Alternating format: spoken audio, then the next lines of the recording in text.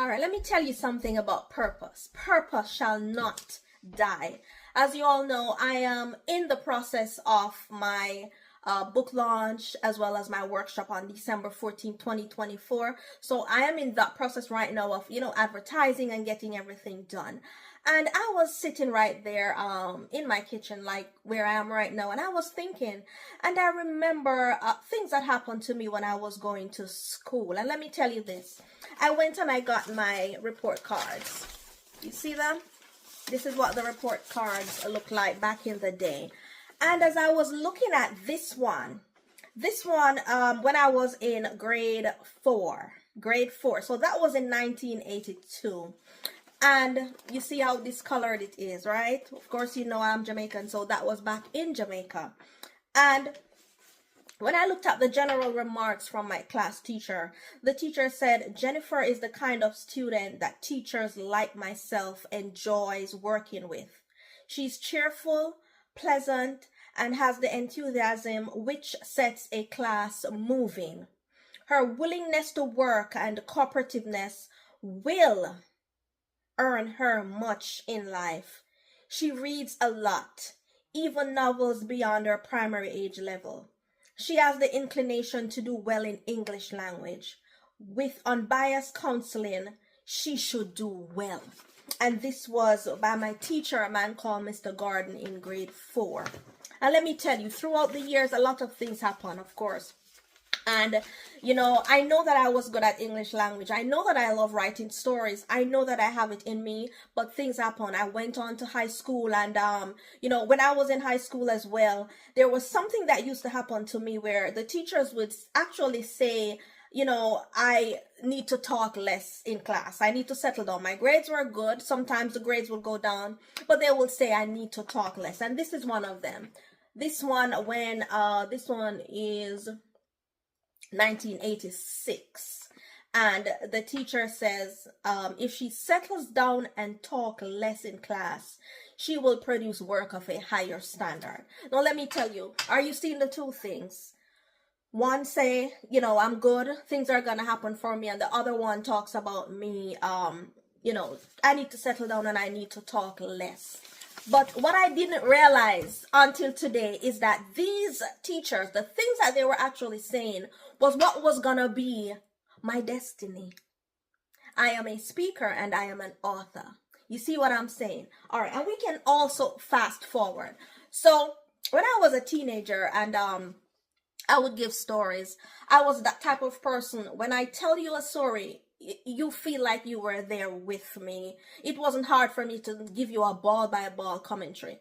And I remember I was living with one of my sisters and her husband, and he would say to me, Jennifer, you're a journalist, because the way how you tell these stories. I am not sure but I really don't think it was a bad thing that he said, but I captured him. Like whenever I would tell him the stories, things that happen at school or things that happen, when I'm coming home, and he would just sit there and he would say, journalist. And he called me journalist for years because he said he liked, the things that how I relay my stories. And when I was in my 20s, I decided that, okay, I'm going to do a course. And this is the course. I signed up with a school called the Writers Bureau College of Journalism, and they were in England. Now, back in those days, there was no online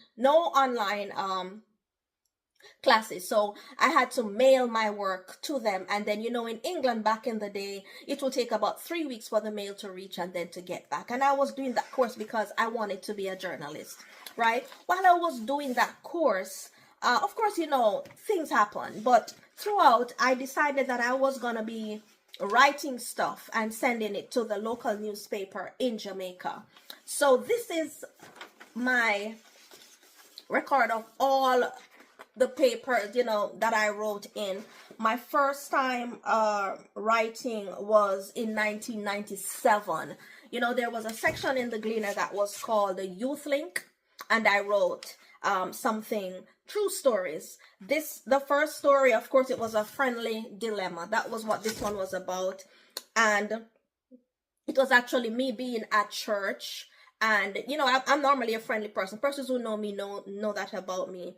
But I was talking to this gentleman at church. He was an elderly man. As far as I'm concerned, I was in my 20s and he was in his 50s, so I called him old at the time. But he got the impression that I liked him. And he said to me one day that, I'm too old for you. And that was just so funny. I remember when I put myself in that shell and I'm like, wow.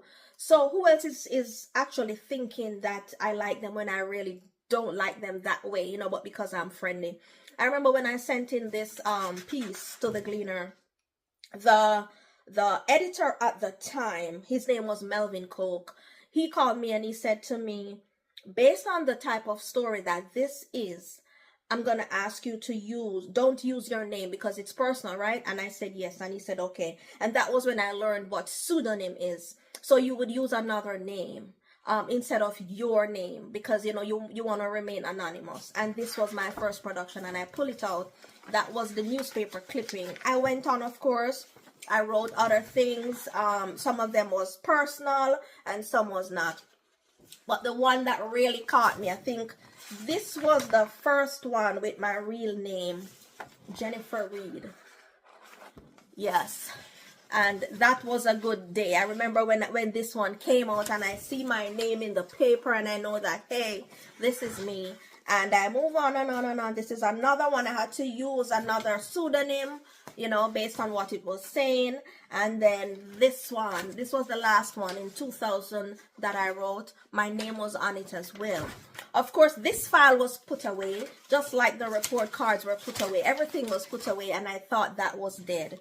And then there comes the new thing, what's happening with me right now in my life while I move on into my purpose, move on into what was there for. I'm going to be launching on December 14, 2024.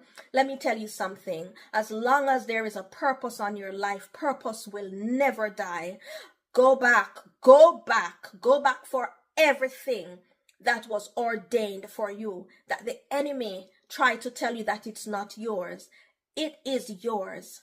Keep holding on, relive, go back to what was there, what was said over your life and take it back by force and live in your purpose.